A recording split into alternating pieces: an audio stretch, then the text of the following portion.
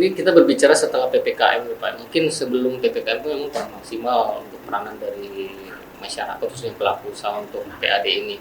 Nah, untuk di PPKM ini sendiri yang awalnya mungkin sempat lancar untuk membantu memberikan peranan, sekarang kan mungkin karena faktor PPKM jadi agak sedikit pemasukan sedikit berkurang gitu kan. Sebenarnya ada kebijakan nggak sih dari pemerintah sendiri? Ya. Sehingga akhirnya menjadi sebuah aturan yang membuat mereka jadi merasa melanggar hukum atau seperti apa? Ada nggak Pak aturannya untuk itu? Ya, kalau kaitan dengan PPKM yang bisa dilakukan Bapenda itu, kan Bapenda itu bekerja berdasarkan aturan. Jadi paling kita bisa memberikan stimulan itu penundaan pajak. Tapi kalau menghilangkan pajak itu sudah melanggar hukum saya. Jadi kalau penundaan pembayaran itu masih diperbolehkan secara undang-undang. Terus memberikan diskon menghilangkan denda dan sebagainya itu masih ditoleransi di undang-undang itu. Tapi kalau menghilangkan pajak sendiri tidak mungkin. Jadi sekali lagi apa yang kami lakukan itu adalah amanah undang-undang. Jadi tidak boleh menghilangkan pajak, tidak boleh. Tetapi memberikan kemudahan ya. Kemudahan ya. Seperti itu salah satu kebijakannya Pak ya. Dan sekarang masalah-masalah apa sih yang paling krusial, yang paling sering dihadapi oleh Bapenda Pak untuk masalah memaksimalkan PAD yang ada di Kota Bontang ini Pak?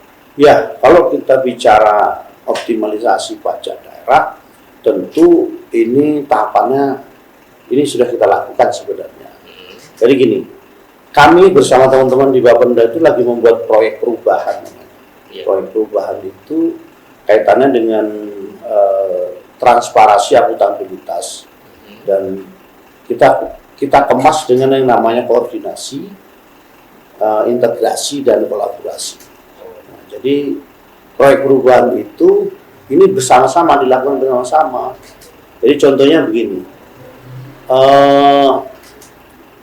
untuk mengoptimalkan pajak itu ada beberapa elemen masyarakat yang memang membayar pajaknya belum maksimal.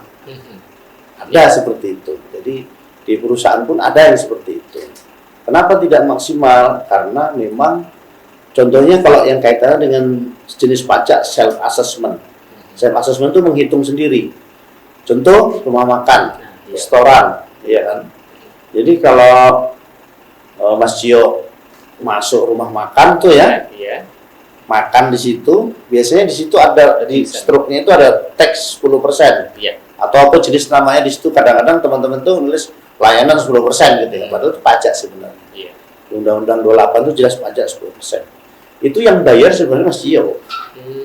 Sudah digabung di situ Pak. Iya, yang bayar tuh konsumen sebenarnya. Nah, terus tugas teman-teman tadi yang pengusaha tadi dia menghimpun.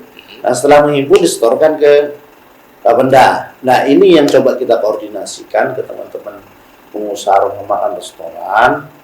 Nanti kita ada yang namanya alat namanya cash register. Nah, program ini namanya program yang kita gagas ini namanya Etam Bersinar. Jadi elektronik tax management berbasis kebenaran. Jadi berbasis kebenaran. Ini program ini sebenarnya arahnya ke kejujuran, ke transparansi, ke akuntabilitas. Kalau bahasa pemerintahannya itu transparansi, akuntabilitas. Nah, kita coba ini kita bekerja sama dengan masyarakat, pengusaha, saling jujur. Berapa sih sebulan? Jadi ada juga yang nggak masuk akal, yang omsetnya kalau dia pajaknya katakanlah 300.000, berarti omsetnya berapa sebulan? Berarti 3 juta doang. Mungkin kan 3 juta aduh dengan karyawan 3 orang, nggak mungkin kan? Skala sangkringan masuk. Skala sangkringan masuk. Nah di sini ada pertanyaan besar di situ. Makanya kita buat program namanya Etam Bersinar, itu maksudnya Electronic Tax Management berbasis kebenaran, menggunakan alat informasi teknologi informasi. Ya, alat ini akan kita taruh di tempat mereka sama-sama. Nah, ini fungsinya adalah mengontrol itu untuk kami, untuk pemerintah. Untuk pengusaha sendiri, itu pengusaha sendiri dan nggak perlu khawatir kalau dia mau pergi kemana aja ditinggal pun dia bisa kontrol lewat HP-nya berapa omset saya malam ini, berapa bulan ini, itu seperti itu. Jadi win-win solution namanya. Iya. Pemerintah juga merasa sudah melaksanakan tugasnya dengan baik, pengusaha juga ternyata sudah merasa aman walaupun ditinggal kemanapun gitu, walaupun anak buah yang jalankan. Ya ini program yang lagi kita gagas sekarang. Yang kemudian program selanjutnya kita juga menggandeng perusahaan yang ada di Kota Bontang ini, khususnya pemberi kerja, sehingga nanti mereka juga mau melakukan MOU kepada kita, sama-sama punya komitmen bersama untuk ikut berkontribusi kaitannya dengan pengumpulan pajak daerah. Nah, ini yang kita gagas sekarang dengan Wali Kota terpilih Pak Basir dan Bu Naisirah. Arahannya kepada kami juga seperti itu, sehingga tingkatkan koordinasinya, integrasinya, kolaborasinya dengan perusahaan, sehingga kita sama-sama maju gitu. Ini yang sering disampaikan ke kami. Seperti itu, Mas. Berarti sebelum program ini berjalan, selama ini ya asas kepercayaan aja terhadap pelaku usaha ya. Ya. Berapa maksimal didapat per bulan, berapa persen potongan untuk pajaknya. Ya. Jadi ya dari Bapenda sendiri tidak tahu sebenarnya sebesar apa sebenarnya jumlah kebenaran yang ya, jadi kita memang sekali lagi berdasarkan assessment tadi kan dia menghitung sendiri, kita percaya, tetapi ada indikatornya kadang-kadang kita harus teman-teman harus memeriksa. Ada tim sendiri untuk tim yang memeriksa, tim survei di situ. Tapi sekali lagi teman-teman juga dengan jumlah SDM kita yang terbatas juga nggak bisa semuanya. Tetapi kalau nanti ini ke depan ini, bayangkan kalau kita ada alat, ini kan kita buat program ini kan baru project tahun ini 30 unit alat saja, 30 rumah makan restoran. Nah, kalau kita penuhi semua berarti mungkin sekitar 600-700an alat yang dibutuhkan. Nah, ini juga semuanya masih berharap ke Bangka Utara untuk mensupport alat itu. Iya. Terus untuk metode-metode yang digunakan oleh pemerintah khususnya Pak ya, untuk memaksimalkan PAD, apakah ini memang setiap kota dibolehkan untuk memiliki metode sendiri atau harus mengikuti aturan pusat gitu Pak? Iya. Untuk meningkatkan PAD-nya masing-masing. Iya, dasar hukum kita itu Undang-Undang 28 tahun 2009 itu. Jadi sepanjang kita tidak melanggar undang-undang itu makanya kita jalankan. Dan semuanya makanya gini, sekarang ini kami di Bapenda lagi membuat regulasi bersama DPRD kaitannya perubahan Perda kaitannya pajak retribusi dan pajak daerah. Itu sekarang insya Allah tahun ini sudah jadi. Dan itu kalau kalimatnya tadi di Undang-Undang 28 maksimal 10%, saya merubah itu, malah saya turunkan. Jadi kita berdasarkan omset kelas A, B, C gitu. Jadi kalau kelas A katakanlah pajaknya 3%. Tapi dasarnya omset loh ya. Kemudian kelas B nanti pajaknya 7%.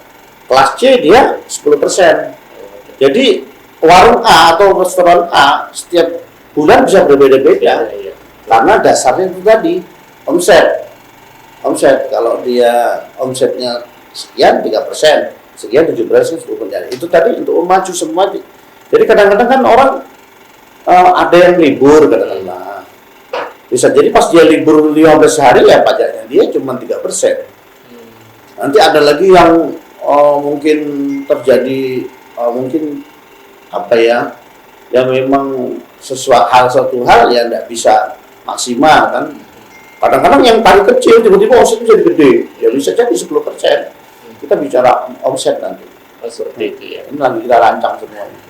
Ya. Nah, mengenai program ini sendiri Pak, yang tadi Pak Sigit sempat bicarakan, sepertinya Bapak kelihatan optimis kalau ini berjalan bisa lebih memaksimalkan.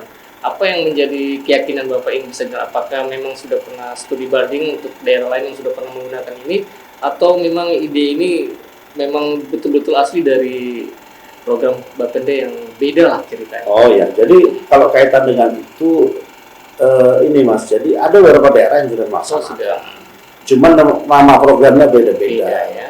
Jadi kebetulan kalau ini kita kaitkan dengan visi wali kota. Jadi Etam Bersinar itu kaitannya dengan visi misi beliau. Tapi kalau kita bicara daerah mana yang sudah melaksanakan, ya memang belum ada yang 100% melaksanakan.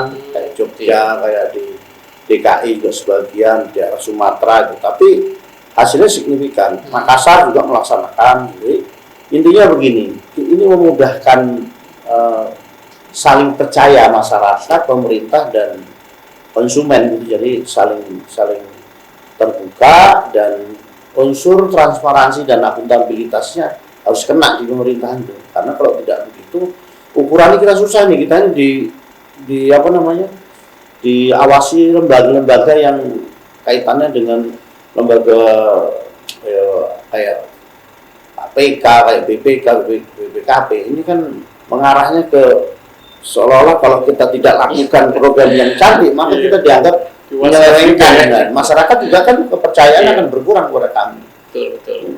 Iya. Untuk program ini Pak, sudah sejauh mana progresnya? Ya, Apakah sudah ada target kapan dimulai? insya Allah ya mungkin di bulan-bulan November sudah bisa launching. Kita launching itu. Oke, mudah-mudahan bisa. Ya. Tidak ada masalah Pak ya. Ya, insya Allah. Sehingga ya bisa secara langsung meningkatkan PAD. Ya.